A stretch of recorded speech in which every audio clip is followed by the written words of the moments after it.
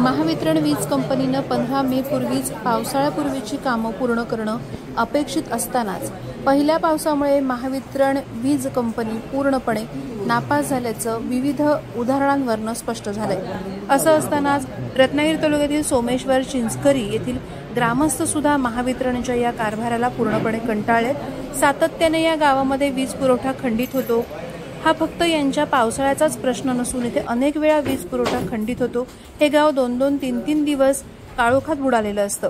वीज पुरवठा योग्य पद्धतीने व्हावा यासाठी सरपंचांसह ग्रामस्थ वारंवार वीज वितरण कंपनीच्या अधिकाऱ्यांना भेटत असतात, त्यांना निवेदनं देत असतात।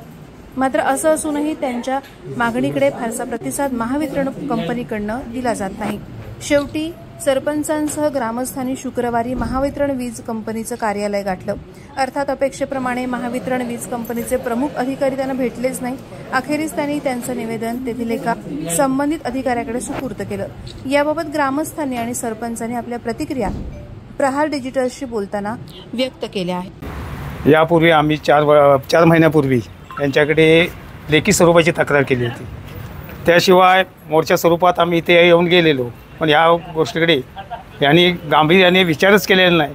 आज जनतेची एवढी गैरसोय होते आहे, माणूस अक्षरशः चिंचकरीचं या काळोखामध्ये 24 तास धडपडत आहे, पण या लोकांनी त्याचा विचार केलेला नाही।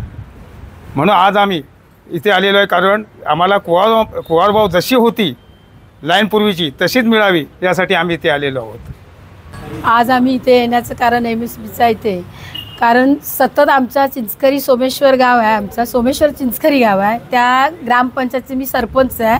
सतत आज जवळजवळ 5-6 वर्ष या लाईटीचा प्रॉब्लेम आहे। सतत लाईट जात येत असते, गेली तर 4-4 दिवस सुद्धा येत नाही।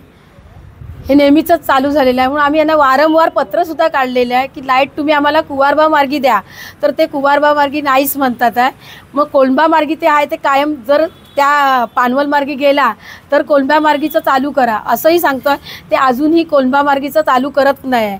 पण त्यांना आमची एकच विनंती आहे की आम्हाला कुवारबा मार्गीच त्याने लाईट द्यावी, कारण हा सततचा आता गोंधळ चाललेला, लोकांना पाणी मिळत नाही, लोक सर्व आजारी पडलेली असतात, त्यांना फॅनचं किंवा कुठच्याही भाषेत वारं वगैरे कुठलंच काय होत नाही, त्याच्यामुळे भरपूर हा त्रास वाढलेला आहे।